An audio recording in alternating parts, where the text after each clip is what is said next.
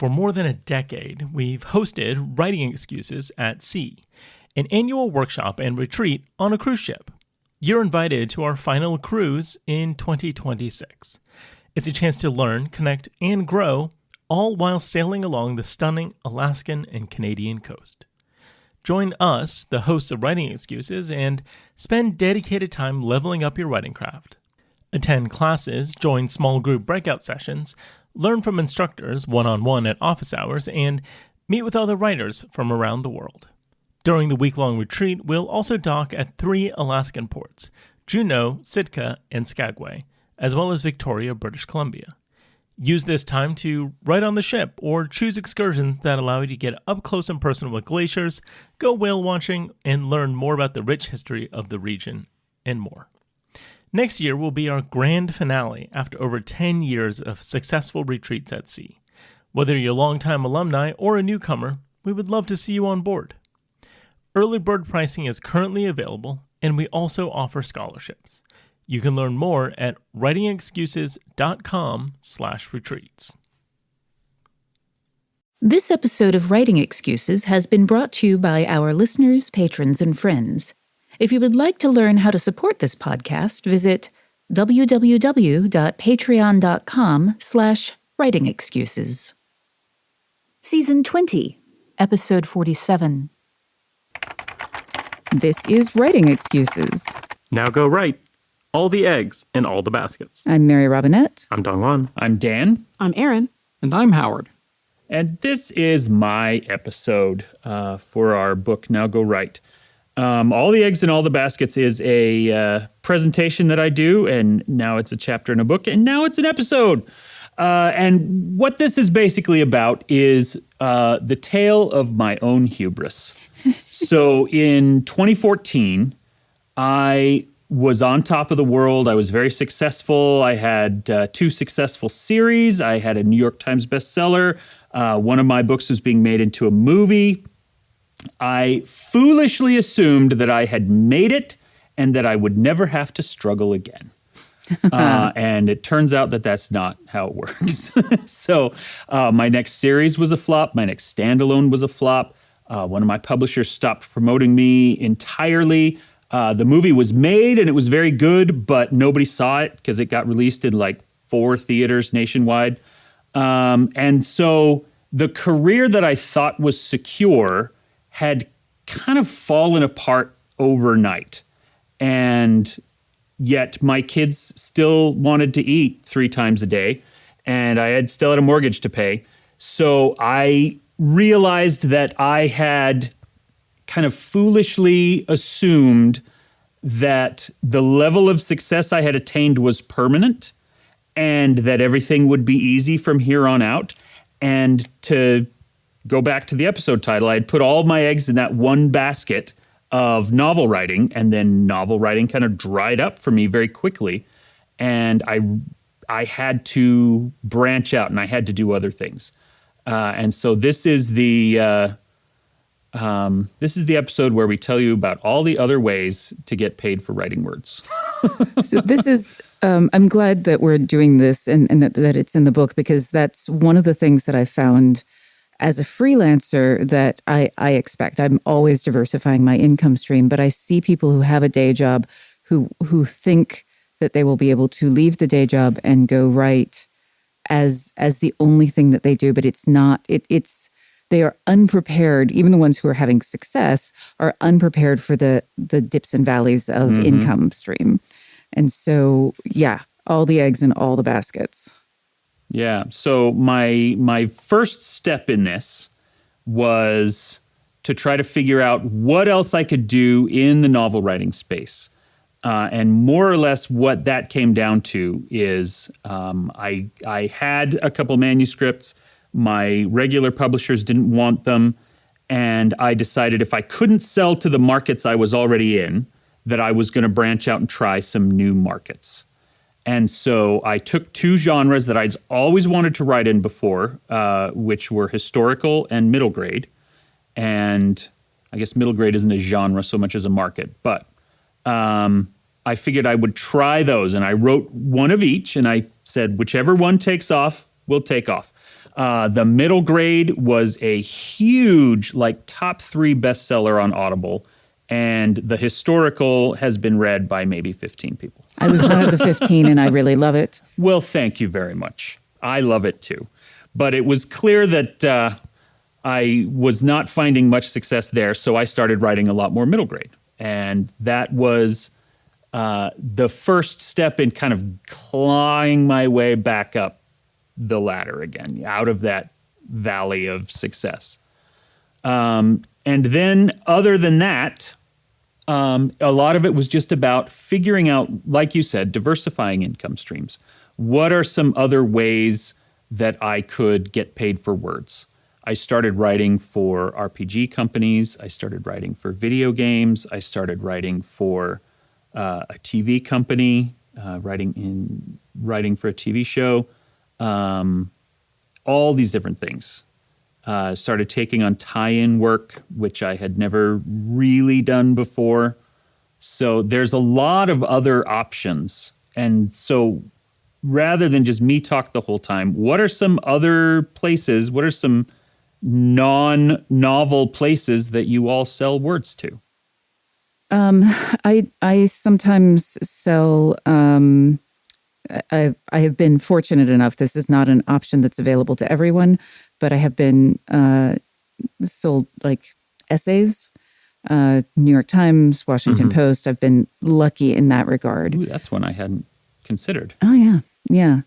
And then the other thing that I do is my Patreon, which again, I'm at a point in my career where I can do that. But even when I was starting out and the Patreon was very small, when your income stream is like measured in a lot of money coming randomly from different places, if you're getting $50, $200, $250, you know, that's money you can use.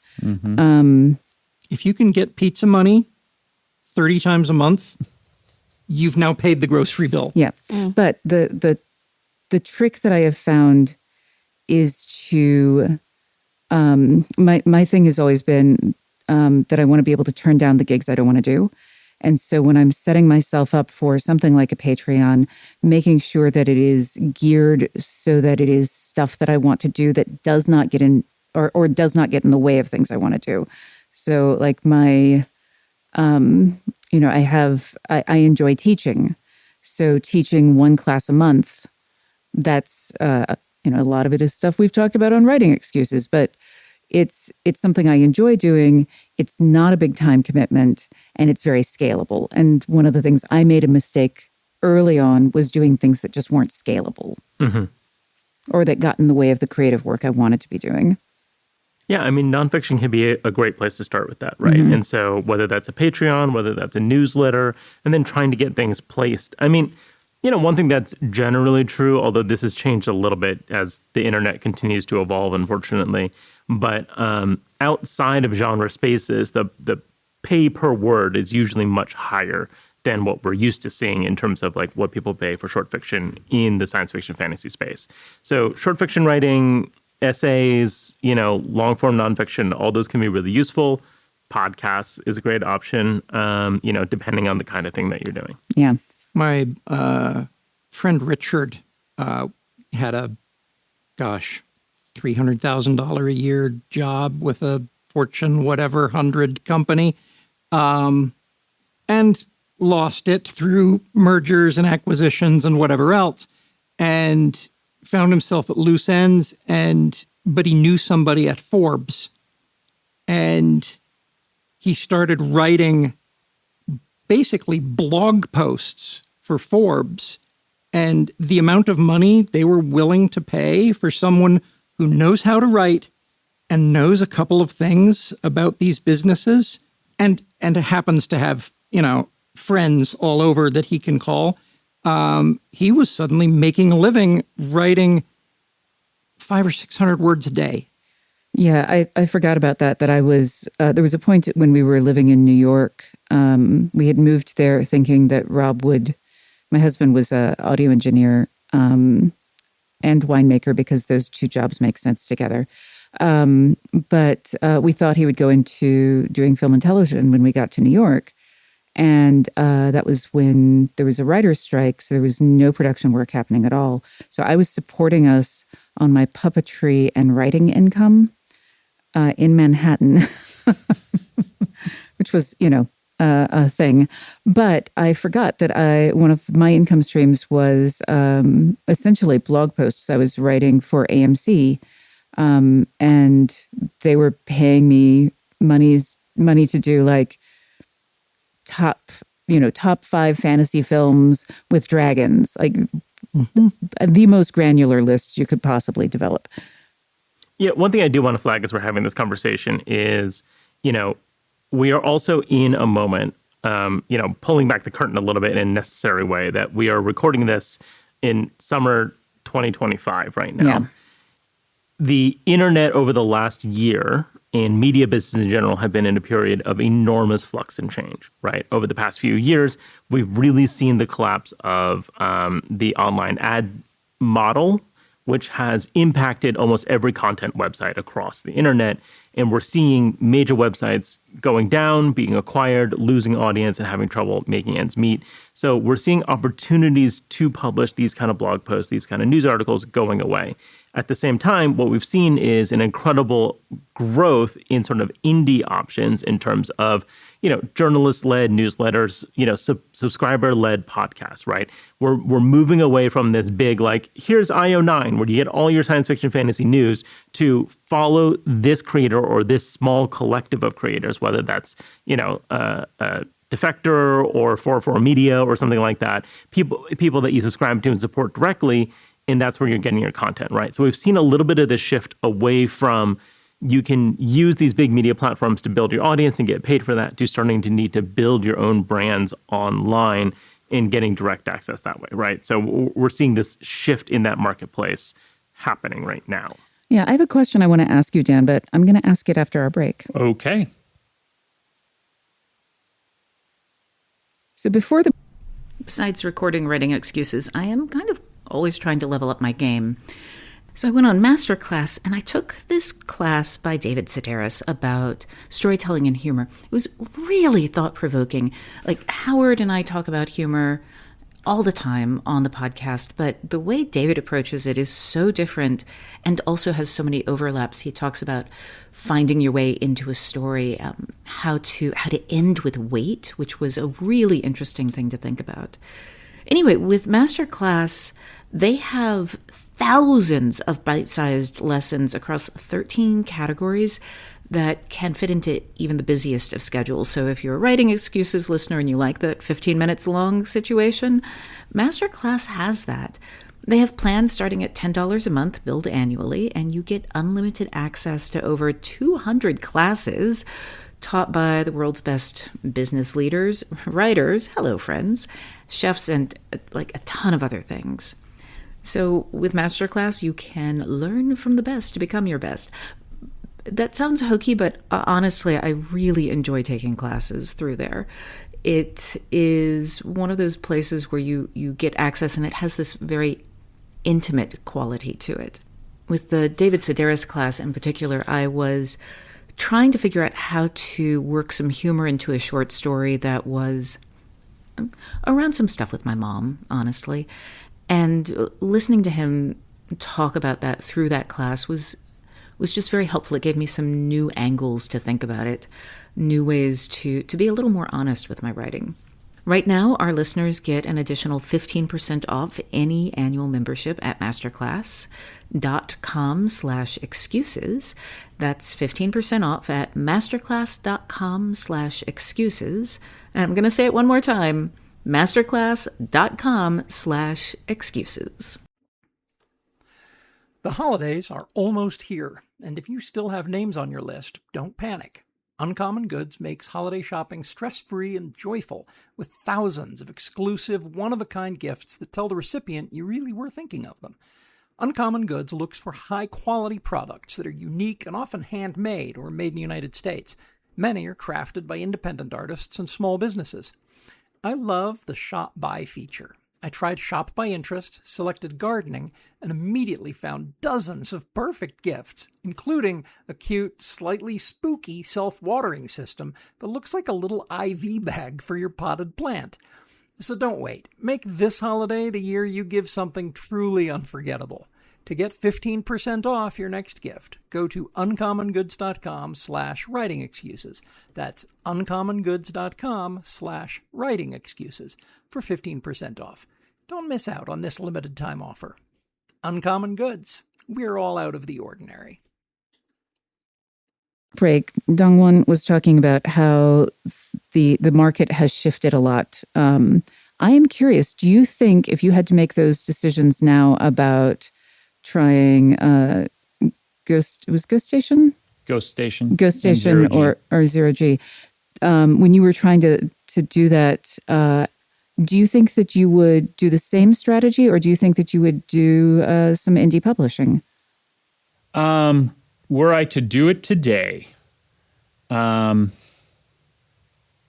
honestly, I would probably not do either one. Because the next thing I was going to talk about I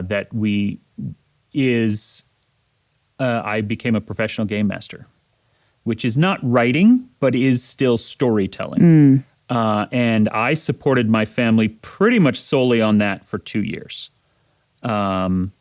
And I gave that up basically when I started working with Brandon's company.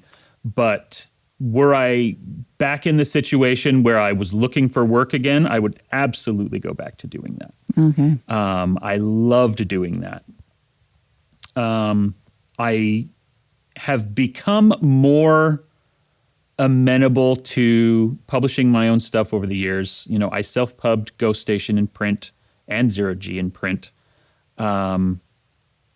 So I don't think I'm very good at marketing myself as an indie author, is what I have discovered. And when you are indie, that's like 60% of your job is self-promotion.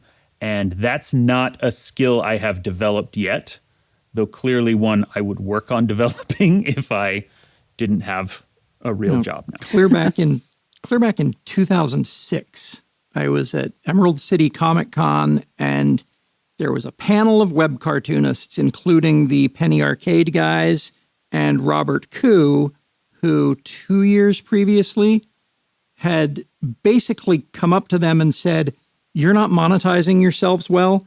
I can do it. I'm worth $90,000 a year, but I'll work for you for free for a year. And at the end of that year, if you can't pay my salary, it's because I failed and you won't need to, and I'll quit." Penny Arcade went on to launch the Penny Arcade Expo, which is one of the biggest entertainment expos in the world. I think it's 2 or 3 of the biggest entertainment. Exactly. Yeah, it's huge. And this was all Robert Koo. And even just 2 years into his run with them, we were hanging on his every word in that panel. And one of the things that he said was, never let any single revenue channel account for more than 40% of what you make. And I hate advice that begins with never. And so turning it on its head, what I would offer is strive to ensure that you have enough revenue streams that if you lose one of them, you're not losing half your money. Yeah. Mm-hmm. And I thought, in the early days, through 2012, 2014 with Schlock Mercenary, I thought I had accomplished that because we had ad revenue and we had another kind of ad revenue and another kind of ad revenue, and we had books and we had merchandise. And all of it was pinned to Schlock Mercenary. Yeah. Well, Schlock Mercenary has now finished its 20-year run, and we're still making money on it. In fact, making most of our money on it. But I'm in a situation very similar to yours in which, I thought I had my eggs in a bunch of different baskets, but all of the baskets were in the back of the same truck. Yeah. Yeah. So what are the other things that the other lessons that you're kind of wanting us to know that you put into the...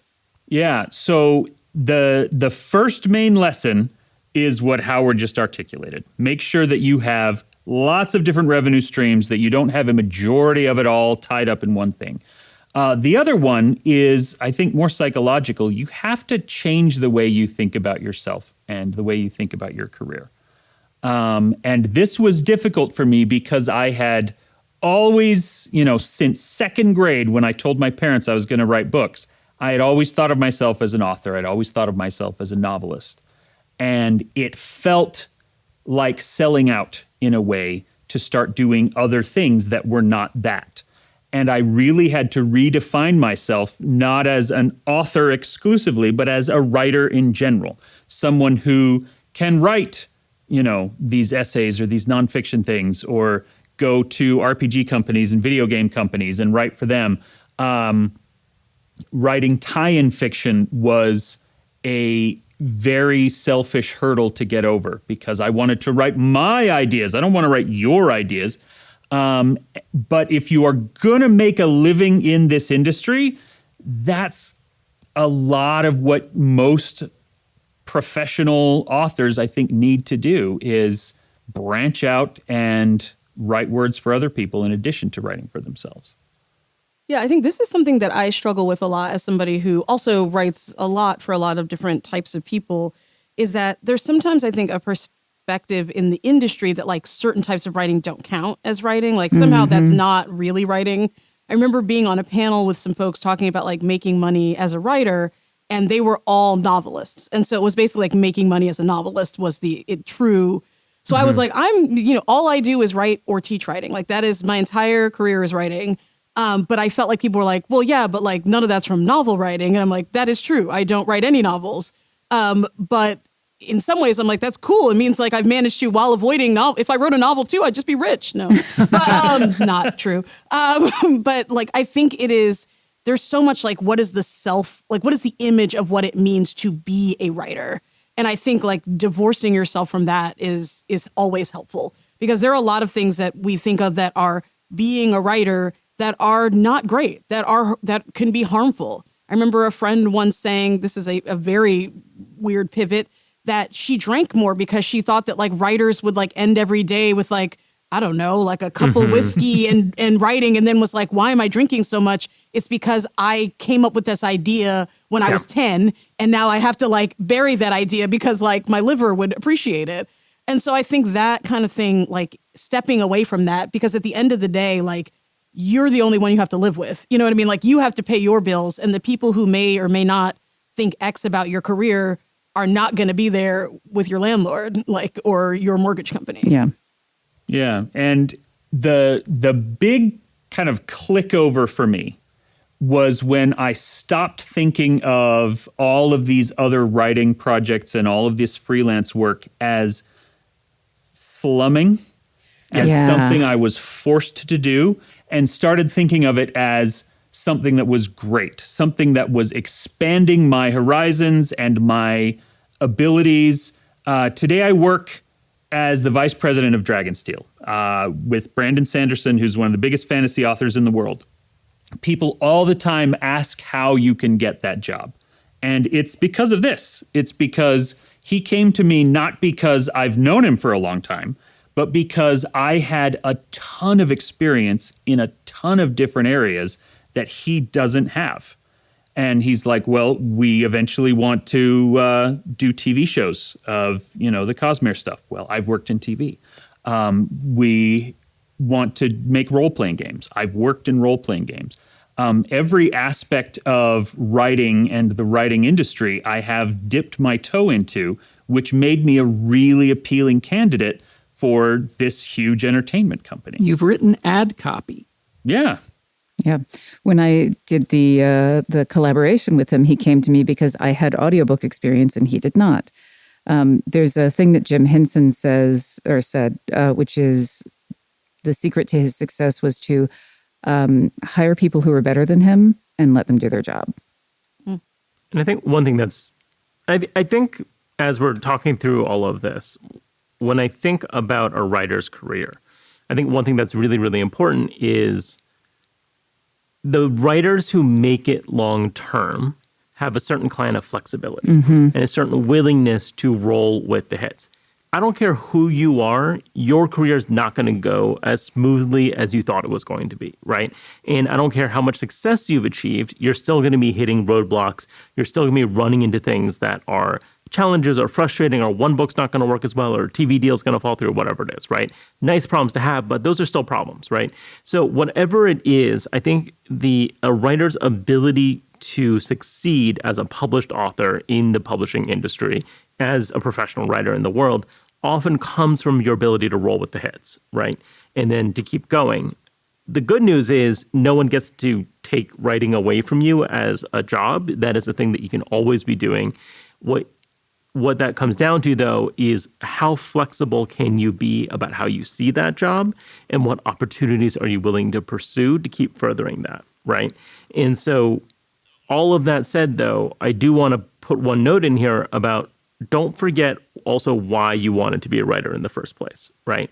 And even as you're pursuing these other projects, defend the time that you need to work on the projects that are near and dear to your heart, that are important to how you see yourself as a writer, right? And so, yes, don't be drinking whiskey every night. Let go of shed the parts of this dream of being a writer that don't serve you, but also don't forget the core of it, of why you're pursuing this art in the first place, and then figure out, okay, I need this amount of time to do that. I can spend this other time writing, pursuing these other things, doing comics, doing games, writing for TV, whatever it is.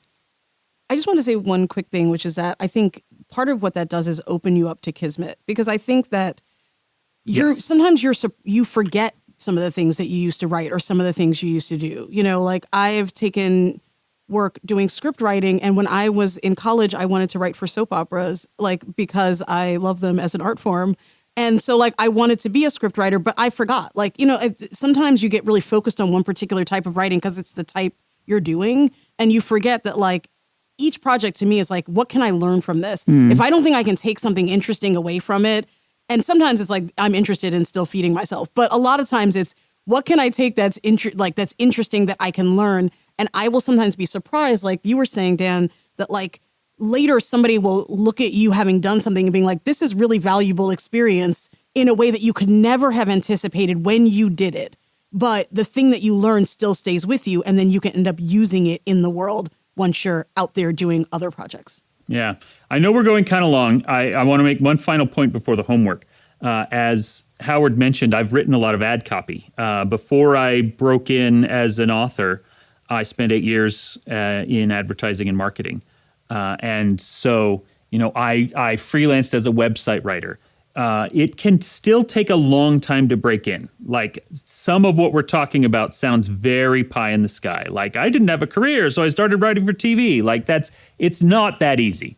You have to put in the work, and a lot of your early writing might be really boring stuff that you don't love. But stick with it. If this is what you really want to do, doing those kinds of, ad jobs and marketing jobs and website jobs can be a good way to get your foot in the door. Anyway, here's our homework.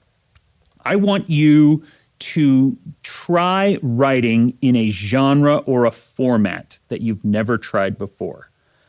If you have always been writing novels or short stories, kind of classic prose fiction, branch out and try something else. Write something in a script format. Write an episode of a TV show that you love. Write a role-playing game adventure. Try doing tie-in work. Pick a book series or a video game series that you love and write a short story using those characters and set in that universe. Do something that you've never done before and see how it feels. This has been Writing Excuses. You're out of excuses. Now go write. Writing Excuses has been brought to you by our listeners, patrons, and friends. For this episode, your hosts were Mary Robinette Kowal, Dongwon Song, Aaron Roberts, Dan Wells, and Howard Taylor. This episode was engineered by Marshall Carr Jr., mastered by Alex Jackson, and produced by Emma Reynolds. For more information, visit writingexcuses.com.